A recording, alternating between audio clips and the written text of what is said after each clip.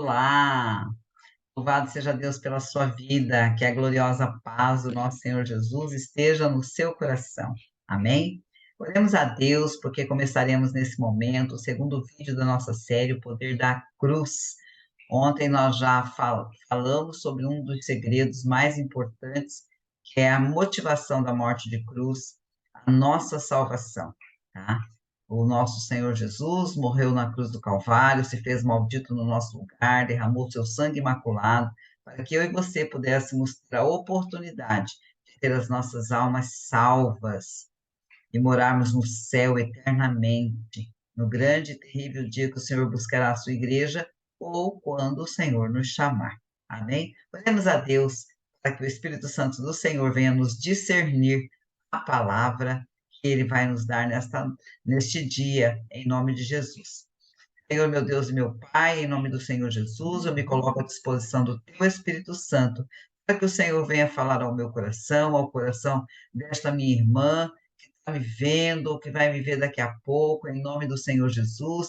Traga-nos discernimento e revelação do Teu Espírito, para a glória do Teu santo nome. Amém. Graças a Deus. Amém? Eu quero começar lendo aqui no Evangelho de João, no capítulo 2. Nós vamos ler alguns versículos, um versículo, na realidade, o capítulo 2, o versículo 19. Vamos comentar de outros, mas vamos ler só o 19. E respondeu Jesus, ele lhes disse: Destruí este templo, e em 3 dias eu o levantarei. Amém? Esse fato, essa fala de Cristo aconteceu perto da Páscoa, quando ele, sua mãe, seus irmãos e seus discípulos desceram para Jerusalém. E chegando ao templo, Jesus ali viu alguns homens que vendiam bois, revendiam ovelhas, pombas, e muitos cambistas ali também, sentados, e Jesus ficou muito irado com aquilo. E ele havia feito um chicote, e ele chicoteou, expulsando todos do templo, os vendedores, aqueles que vendiam ovelhas, boi, espalhou as moedas dos campistas, derrubou as mesas e saiu todo mundo correndo. E então os discípulos se lembraram do que está escrito: o zelo da tua casa me consumirá, né? O Senhor ficou indignado de ver aquela lambança ali no templo. E então os judeus chegaram para ele e perguntaram, né? Que pretexto nos mostras como sinal para fazer tais coisas? E ele respondeu: destruir este templo. Eu o reconstruirei em 3 dias. E os judeus ficaram indignados. Por quê? Porque aquele templo ele tinha levado 46 anos para ser construído. Construído com sacrifício, ele não tinha nenhuma pompa que tinha o Templo de Salomão. Era um templo simples. Tanto que, se nós formos estudar um pouquinho mais a fundo, nós vamos ver que os anciãos planteavam muito, porque eles acreditaram que aquele templo não tinha valor, porque era simples, né? Porque o templo de Salomão tinha muito ouro, muita prata, né? E aquele templo era feito de madeira, era um templo simples. Mas,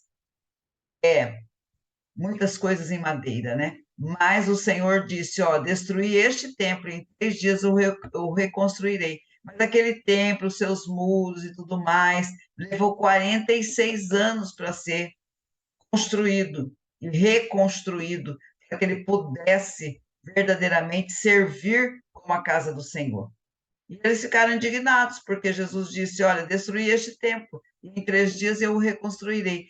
Eles acreditavam que Jesus estava falando do templo de Jerusalém. Eles acreditaram que Jesus estava falando do templo de Zorobabel, mas Jesus estava falando dele mesmo: destruir este templo, e eu o reconstruirei em 3 dias. Ele estava falando: olha, destrói, me mata, mas em 3 dias eu vou ressuscitar dentre os mortos. E aí, veja só, lá no livro de Mateus, Evangelho de Mateus, no capítulo 27, no versos 40, diz assim: e dizendo: tu, aquele que destróis o templo e em 3 dias o reedificas, salva-te a ti mesmo. Se és filho de Deus, desce da cruz. Olha só. Então, o pretexto que os judeus encontraram para crucificar Jesus foi esta palavra que nós lemos em João. Quando Jesus disse destruir este templo, ele estava se referindo a ele, como o templo do Deus vivo, uma arca da presença de Deus.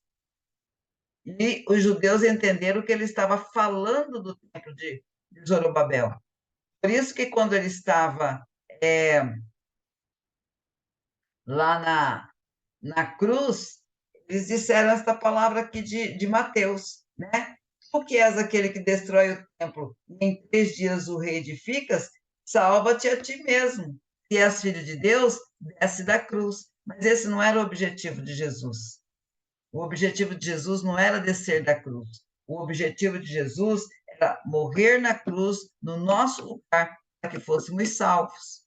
Nós falamos disso ontem, né? E hoje nós estamos falando qual foi o motivo pelo qual os judeus levaram Jesus à morte de cruz. Porque ele se fez maldito. Porque ele se fez maldito no nosso lugar, né? E ele se fez maldito por conta desta palavra que ele falou quando ele chegou no templo e ele viu toda aquela bagunça, toda aquela enganação, né? Vendendo e revendendo bois e ovelhas e pombas e tudo mais para o sacrifício, não é isso que Deus quer. A morte de cruz não foi para isso. Deus não quer que os seus são lavados e remidos no sangue do Cordeiro que foi vertido na cruz do Calvário, vivam no engano, vivam na baderna, vivam na bagunça, vivam na libertinagem mundana. Não, o Senhor nos separou para uma vida santa, para um caminho de retidão, para sermos melhorados, para que o nosso espírito verdadeiramente ele seja fortalecido pelo Espírito Santo de Deus.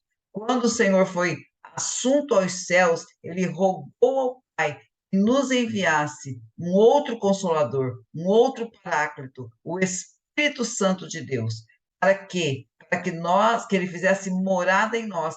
Tanto que o Espírito Santo ele não veio para o mundo, ele veio para a noiva de Cristo, ele veio para a igreja, ele veio para nos ajudar, ele veio para nos orientar, ele veio para levar até os nossos gemidos inexprimíveis para diante do Pai. Ele veio para fazer o papel de consolador durante esse período em que a noiva precisa ser preparada, porque o noivo subiu aos céus para preparar a morada da noiva. A morada da noiva. E o Espírito Santo de Deus é conosco. O Espírito Santo de Deus veio para preparar a noiva. O Espírito Santo de Deus veio morar no nosso espírito humano para aperfeiçoar o nosso espírito humano, para que nós possamos ser a noiva com vestes branquíssimas, com vestes branquíssimas. Então, a morte de cruz, ela tem um objetivo de salvação, ela tem um objetivo de resgate, ela tem um objetivo de bênção e vitória nas nossas vidas.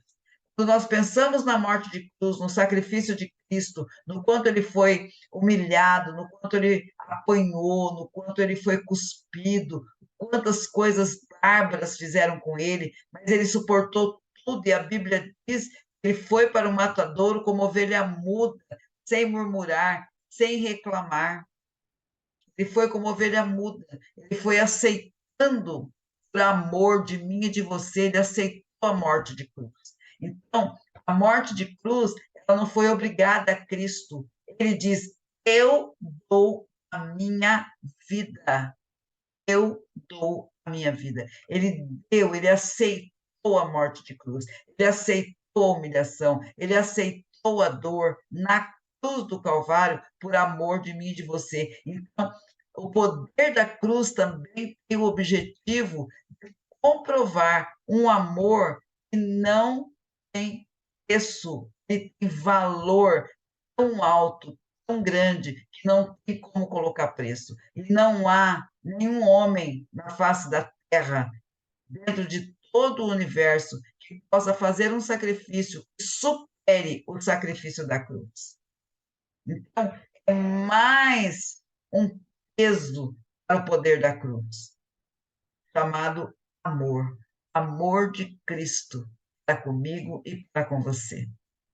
Então, o motivo pelo qual os judeus encontraram para justificar a crucificação de Jesus, para justificar a humilhação, para justificar a troca de Barrabás por Cristo, ele é totalmente infundado.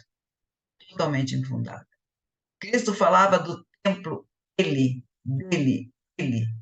como templo, como arca, como templo do Deus vivo. Destruir em 3 dias, pode me matar, mas em 3 dias eu ressuscitarei dentre os mortos. Eu ressuscitarei dentre os mortos. Então, a morte de cruz foi o cume do amor de Cristo para comigo e para com você.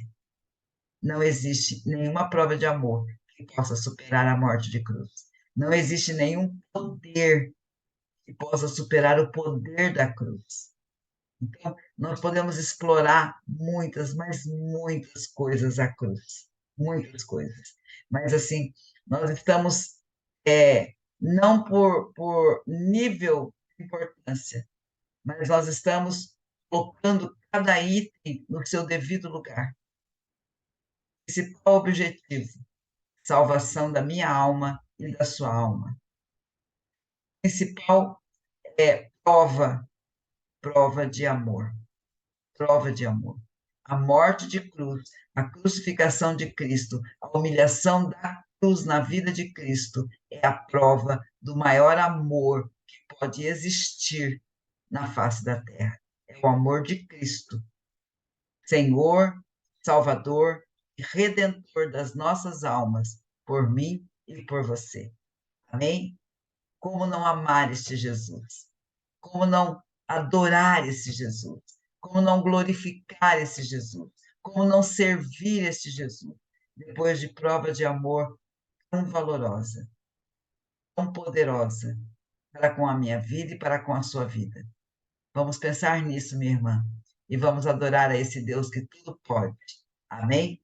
Deus abençoe a sua vida de uma forma sobrenatural.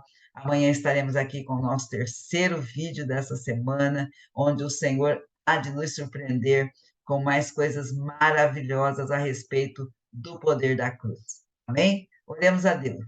Senhor meu Deus, em nome do Senhor Jesus, nós possamos receber este amor provado, Senhor, na cruz do Calvário. Este amor, Senhor, que excede, meu Deus, qualquer entendimento, esse amor incondicional que nos afaga, que nos perdoa, que nos abençoa, que nos faz, Senhor, levantar todos os dias com um ânimo para te servir e para te adorar. Eu sei, meu Deus, que tudo que fizermos em vida para retribuir, nós ainda não conseguiremos, mas nós podemos honrá-lo, Senhor, conservando a nossa salvação e o amor do Senhor para com as nossas vidas, através do caminho de retidão, em nome de Jesus.